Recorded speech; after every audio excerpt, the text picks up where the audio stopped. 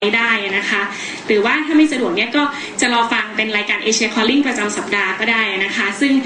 เดี๋ยวจะมีการสรุปนะคะแล้วก็ไปตัดต่อเป็นข่าวที่ในเรื่องของประเด็นสำคัญเนี่ยออกทางรายการ Asia Calling อีกครั้งหนึ่งนะคะค่ะเดี๋ยวตอนนี้ถ้าเกิดว่าใครมีคำถามอะไรนะคะสามารถเขียนเป็นภาษาไทยก็ได้หรือว่าจะขอถามเป็นภาษาอังกฤษก็ได้นะคะค่ะแล้วก็เดี๋ยวจะขอส่งไมค์นะคะกลับไปให้คุณรีเบคก้าต่อนะคะ Okay, Rebecca, so we are up for questions. Thank you very much. You did a very good job of summarizing an hour in just 10 minutes. So thank you very much for doing that. So I'd like to open the floor now to questions from our audience here. If you'd like to just raise your hand. Is there a microphone for the audience? Or shall I give them mine? Excuse me, I got a question now. การได้รับคำถามนะคะถามว่าทราบหรือไม่ว่ารัฐบาลไทยให้การช่วยเหลือแรงงานต่างด้าวที่ถูกน้ำท่วมอะไรอย่างไรบ้างอันดับแรกนะคะการอยากจะเชิญชวนให้พวกเรามามีส่วนร่วมด้วยกันนะคะคือคำว่าต่างด้าวเนี่ยมันแปลมาจากคำว่าเอเลี่ยนเวลาที่พวกเราดูหนังเอเลี่ยนทั้งหลายแหล่เนี่ยดูคำว่าเอเลี่ยนมันไม่เป็นมนุษย์เหมือนกันเลยนะคะดังนั้นทางมูลนิธิแมปกับเครือข่ายก็จึงรณรงค์ร่วมกันเครือข่ายทางฝ่ายรัฐบาลและฝ่าย NGO นะคะว่าเรามาเปลี่ยนดีไหมแน่นอนถึงแม้ว่าคำที่อยู่ในภาษากฎหมายยังใช้อยู่แต่ถ้าหากว่าเราเริ่มที่จะเปลี่ยนจากตัวเราอะค่ะเปลี่ยนจากทางด้านมาเป็นแรงงานข้ามชาติน่าจะช่วยให้ยอมรับในความเป็นมนุษย์ที่เท่าเทียมกันมากขึ้นนะคะ Okay, translate. Before I provide answers for these questions, I would love to invite all of you here to participation to make change that very easy together. You can do it right now without any investment. You no need to pay money or time. Just remind it and do it. The word in Thai call migrant people. In Thai we call ต่างด้าว and because it's in the policy it's used ต่างด้าว but it's translated directly from the word alien. But when you see a movie of Alien, do you feel it's the same human? I think no. Yeah. So MAP Foundation together with networks including from the side of government and NGO and civil society, we start to advocating and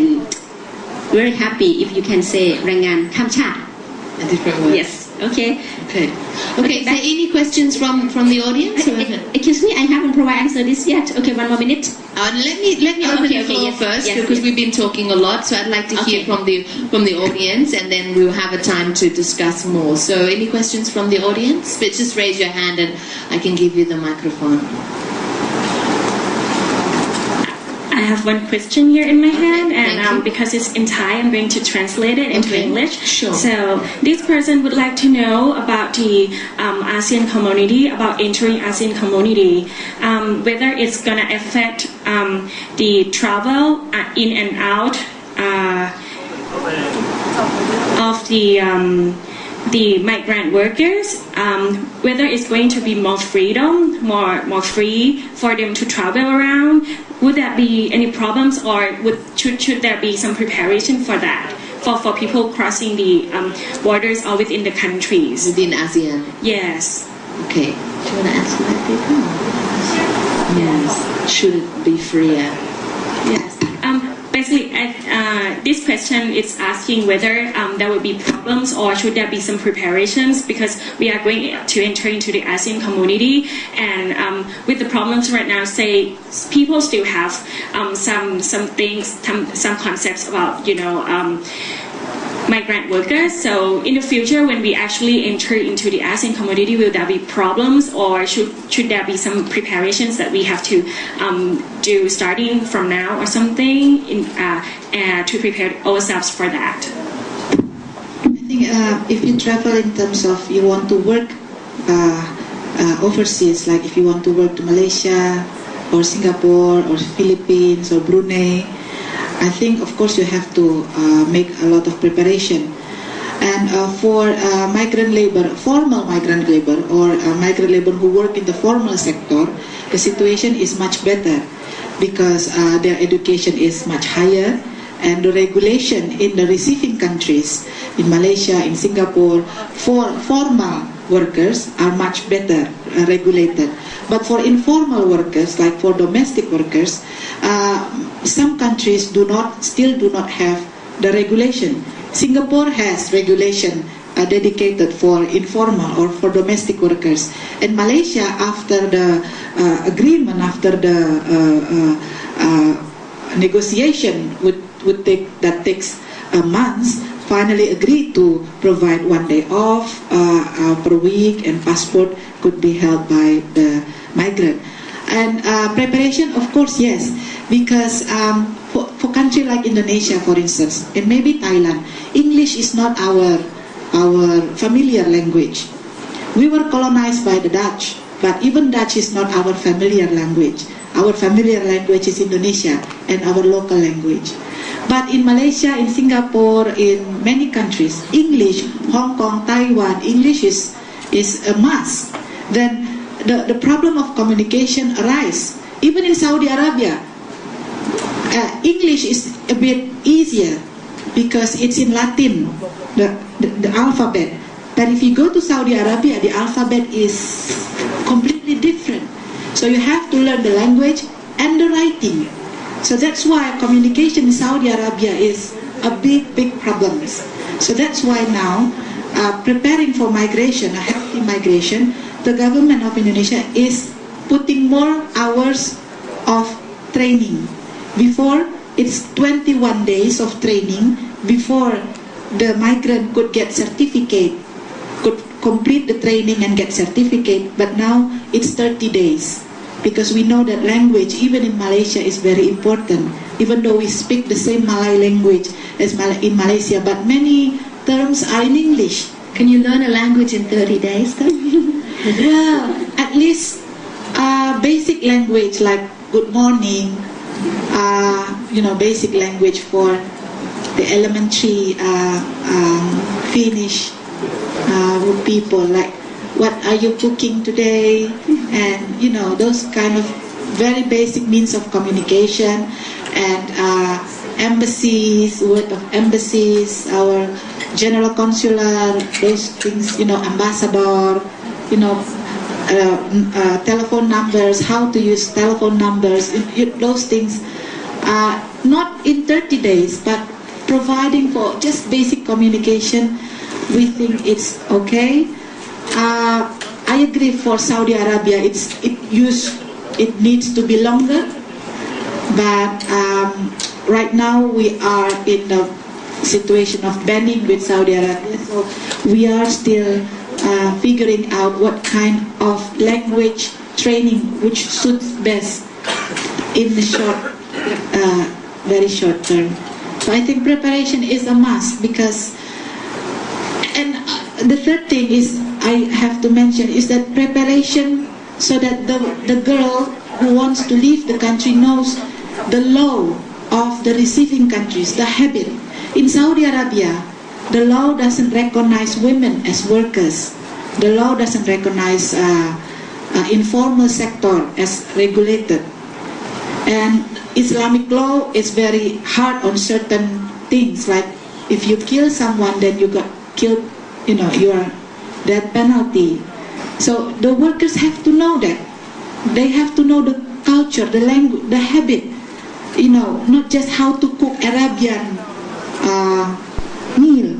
but how Arabian, in day to day, how Malaysians, and even in Malaysia, it's different between, there are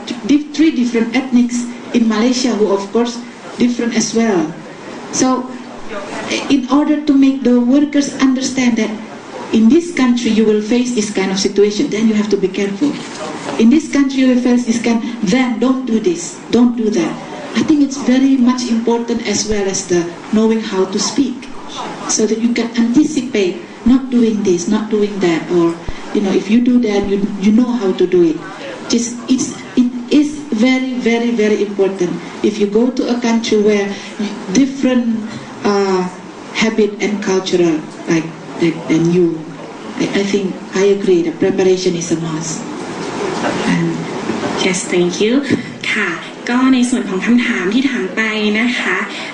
คำตอบจากคุณดีต้านะคะอาจจะมีปัญหาบ้างนะคะในส่วนของแรงงานข้ามชาติที่ทำงานอยู่ในประเทศนั้นอยู่แล้วนะคะโดยเฉพาะกลุ่มที่ทำงานผิดกฎหมายโดยที่เข้าประเทศโดยผิดกฎหมายนะคะซึ่งอาจจะต้องมีการทางภาครัฐเนี่ยอาจจะต้องหาวิธีเข้ามาช่วยแก้ไขอีกทีนะคะแต่ว่าสำหรับแรงงานที่เข้าไปอย่างต้องตามกฎหมายเนี่ยตรงนี้กฎหมายตรงนี้ในเรื่องของการเตรียมตัวเข้าสู่ประชาคมอาเซียนเนี่ยเขาได้มีการเจรจาตกลงเตรียมกันไว้แล้วนะคะแต่ว่าประเด็นที่คุณดีต้ายกขึ้นมาซึ่งมองว่าสำคัญกว่าเป็นเรื่องของการเตรียมตัวซึ่งการเดินทางเนี่ยไม่ต้องห่วงมันสะดวกขึ้นอยู่แล้วแน่นอนนะคะแต่ว่าในเรื่องของการเตรียมตัวด้านอื่นๆอย่างเช่นไม่ว่าจะเป็นเรื่องภาษานะคะเนื่องจากว่าประเทศในแถบอาเซียนเนี่ยเรามีความหลากหลายในเรื่องของภาษาโดยเฉพาะภาษาท้องถิ่นหรือว่าภาษากลางซึ่งจะเป็นภาษาอังกฤษในอนาคตแต่ว่าประเทศส่วนใหญ่ในโซนเอเชียตรงนี้เนี่ยนะคะในโซนอาเซียนเนี่ยไม่ได้ประเทศส่วนใหญ่อย่างเช่นประเทศไทยเองก็ไม่ได้ใช้ภาษาอังกฤษเป็นภาษาแม่เป็นภาษาหลักนะคะเพราะฉะนั้นเนี่ยน่าจะเป็นเรื่องของการเตรียมตัวในด้านภาษาแล้วก็ในเรื่องของการเตรียมตัวด้านวัฒนธรรมนอกจากการฝึกอบรมในด้านของวิชาชีพแล้วเนี่ยยังมีเรื่องของการเตรียมตัวด้านวัฒนธรรมแล้วก็เรื่องกฎหมายด้วยเพราะว่าก่อนที่แรงงานเหล่านี้เนี่ยจะข้ามไปทำงานที่ประเทศอื่นหรือว่าไปยังประเทศอื่นเนี่ยก็ควรจะมีการแนะนำเขาให้ข้อมูลเขาเกี่ยวกับว่ากฎหมายในประเทศที่เขาจะไปเป็นยังไงนะคะแล้วก็วัฒนธรรมของประเทศนั้นเป็นยังไงซึ่งอย่างที่คุณดีต้ายกตัวอย่างมาก็อย่างเช่นแรงงานของประเทศอินโดนีเซียที่ข้ามไปทำงานในประเทศซาอุดิอาระเบียเนี่ยหลายๆคนไม่ทราบซึ่งตัวแรงงานเนี่ยเขาไม่ทราบว่าไปที่นู่นแล้วสถานภาพของผู้หญิงอาจจะต่ำกว่าผู้ชายซึ่งเขาไม่ได้มองว่าผู้หญิงเนี่ยมาทำงานเป็นแรงงานแบบไม่ได้มองว่าเป็นแรงงานคนหนึ่งอะไรอย่างเงี้ยนะคะซึ่งอาจจะต้องมีการให้ข้อมูลให้ความรู้กับแรงงานเหล่านี้ก่อนที่เขาจะเดินทางไปหรือว่ารวมไปถึงเรื่องของกฎหมายนะคะที่จะต้องมีการให้คำแนะนำมากขึ้นค่ะมีคำถามอื่นๆไหมคะ Yes, please. If you want to ask a question in Thai, that's fine, and we can also translate it or speak directly in Thai with our two Thai speakers. If you could just introduce yourself. Okay, I'm Sawarak Chati from Metro University. I just would like to ask one question. I think there are some issues that we are going to talk about. For example, minimum wage and social security schemes for migrants workers. So I just would like to know about your opinions on this issue when we enter ASEAN community. Thank you. So maybe Kantana, do you want to answer that? So at the moment, the government in Thailand is looking at raising the minimum wage. What impact that will have on migrant workers, if at all? Oh, you lost your mic. Okay. Thank you for very good questions. Yes, of course, for minimum wage and social security is the factor that can guarantee that all workers or people can access their basic important things to live properly in this world. Look back before the flooding, there was this national level discussion about our current government plan to up the minimum wage to be 300 baht, but to make it sure that in the future migrant worker can access the same we hoped. Even now, the minimum wage in Thailand, not all migrant worker can access protection. It still be a problem. So, I think there are two things in minimum wage. The first thing to make sure minimum wage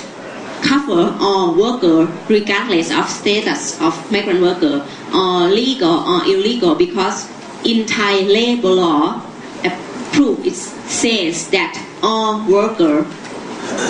they say here legal, illegal, without registration, Thai or foreign or migrant or local, all workers can access the minimum wage. That's challenging for the government, not only the current, because it's going to be changed again. I know, and not only for the government, and all civil society need to monitor this situation as well. And the other issues of minimum wage, I have a question for you like that. Is this the minimum wage can provide all worker to reach the basic thing, because now at my foundation and our network we do the campaign called living wage campaign, because now the concept of living wage is the wage can provide one worker to access basic thing that important for life. But in practical, as all of you here, I think okay, almost here are worker. If you earn money, do you spend for yourself only? I think no. For your parents, for your babies, for your family member, or for your spouse, or for all people in your family or community that you join. So I think the concept of minimum wage should be changed. Okay, and the next one, social security. For sure, we hope all worker, local worker, migrant worker can access its challenge for us to make it change. And now, after the national verification of Burmese worker from Burma in Thailand who get that nationality verification, the policy plan to be changed to cover all. But now in practical, still on discussion. I heard some example, but it's not be the general practical yet. We hope gonna be more research study and hope to make it change that a reality can access the basic services. Okay, thank you. Sorry. I'm trying to apart from Malaysia is now very much have developed a quite good agreement with Indonesian government in terms of wages and protection and everything. And Singapore is one of the country that also are trying to impose some regulation upon its own citizen, employer. I mean, citizen of Singapore that are employers that have migrant workers work in their home. They say that the employers, the citizen of Singapore who want to have migrant labor coming, has the duty to first have the principal letter, like a permission from writtenly by the authority of Singapore. So it should be registered by the Singaporean that you are an employer, that you have workers work for you at your home, migrant workers. Second, to pay security bond, 5,000 Singaporean dollars. And the third, to make sure that their workers, their domestic workers, are in the health insurance scheme.